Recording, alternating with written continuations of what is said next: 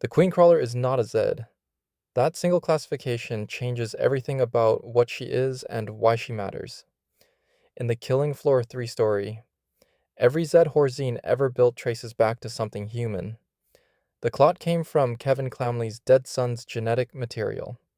The Stalkers came from what the community believes was Rachel Clamley's DNA used without her knowledge. Even the weakest creature in the franchise has a human origin somewhere in its history. The Queen Crawler is classified as a Large Mire Entity, not engineered from human material, not a product of Horzine's genetic modification program, in the conventional sense, something the Mire produced itself, and her codex entry is one of the most recently dated records in the entire game. She did not exist at the beginning of Horzine's research program. She appeared recently, right around the time Moorcroft's experiments were reaching their most advanced stage. Moorcroft did not build her the way Horzine built the Clot. He created the conditions that allowed her to emerge. There is a significant difference between those two things, and it changes everything about what she is, how she fights, and what she tells us about what the Mire is actually capable of. This is the full breakdown of the Queen Crawler, her lore, her attacks, her weaknesses, and how to actually stop her across every difficulty. Let's get into it. To understand the Queen Crawler properly, you need to understand what the regular crawler actually is first. The crawler in Killing Floor's lore is described as a failed clone, originally produced as part of the same program that created the Clot but unable to stand upright. The crawler was repurposed as a fast attack scout, four-limbed, aggressive, dangerous in numbers rather than individually, a creature born from failure that Horzine found a use for anyway. The Queen Crawler takes that creature and shows you what happens when the Mire gets involved with his biology. She is enormous compared to a standard crawler. Her body is integrated with Mire biology in ways that give her capabilities the original never had. She produces larvae continuously, not as a special attack, but as a constant biological process happening throughout the entire fight. And she can open Mire portals for both travel and spawning, dimensional doorways connected to the same substance that Moorcroft's Antarctic experiments were reaching toward. The Mire did not just enhance a crawler, it built something that uses the crawler as a template and then goes significantly further than the template ever went. Which raises a question worth sitting with. If this is what the Mire does to crawler biology when it gets involved, what does it do to everything else? Here's what fighting the Queen Crawler actually looks like, and what each of her attacks tells you about how she was designed. She enters every encounter moving fast and constantly. She cannot be outrun.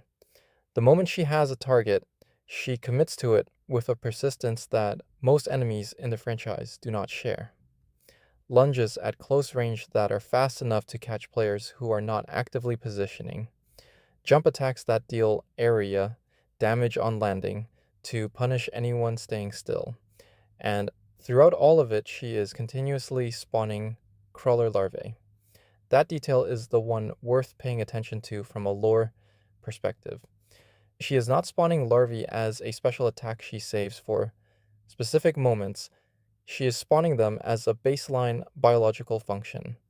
Her body is producing offspring throughout the encounter the same way a real queen insect produces offspring continuously as the primary function of her existence.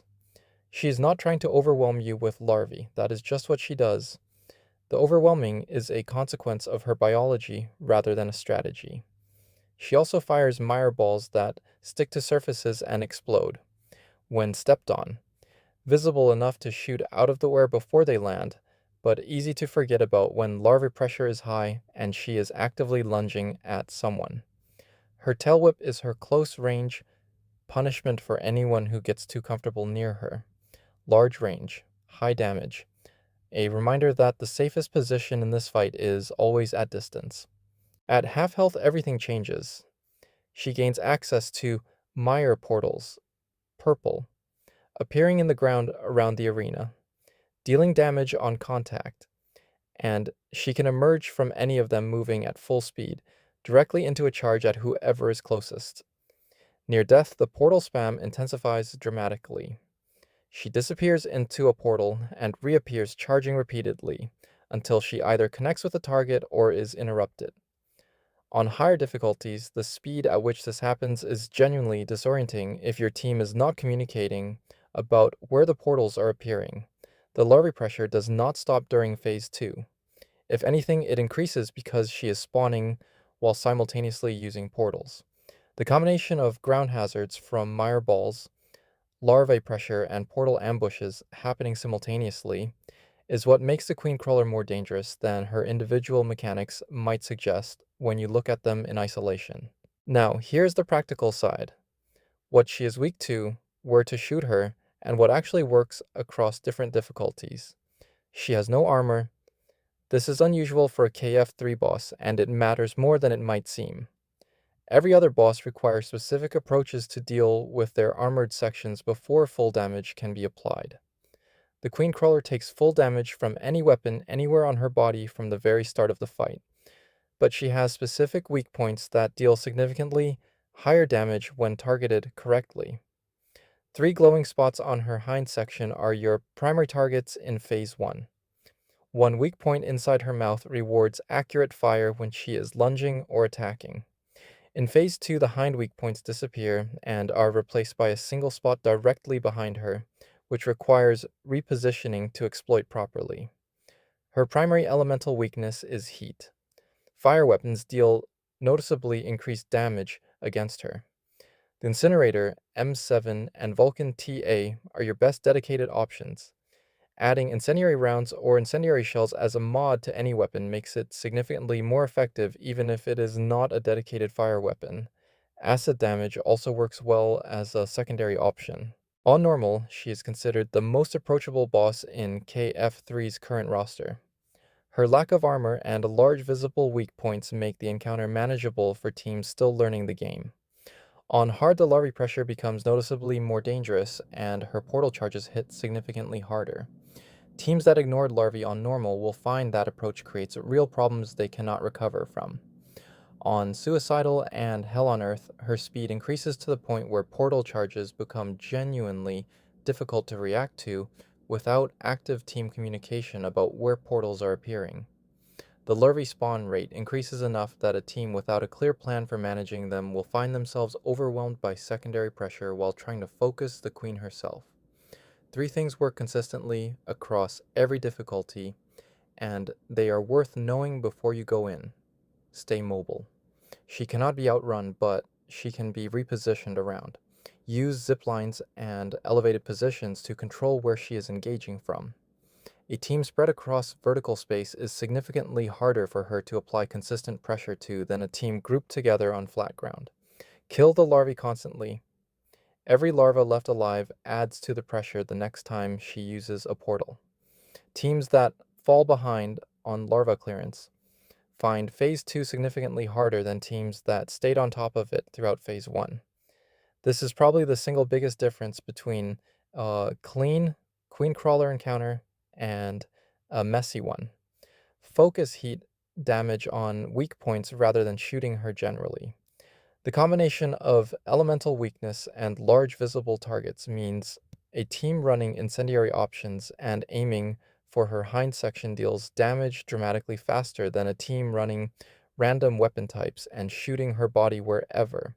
That is the Queen Crawler, a Mire entity rather than a Zed. A creature that tells you something genuinely new about what the mire produces when it develops its own biological systems rather than being applied to existing material. A boss whose most dangerous mechanic is not an attack at all, but simply what her biology does continuously while she is fighting you. She is the franchise's first real look at what lives inside the mire's ecosystem, and after Season 4 confirmed the mire connects to an alternate dimension called the Dread Zone. The question of what else that ecosystem contains becomes significantly more interesting than it was at launch. Subscribe so you do not miss the next boss breakdown in this series, because each one tells a different part of the story of what Moorcroft was actually building toward across year 1 of Killing Floor 3. And drop a comment, she is not trying to overwhelm you with larvae. That is just what her biology does while she is fighting. I find that detail genuinely unsettling in a way I did not expect when I first started looking into what she actually is. Tell me what you think of her.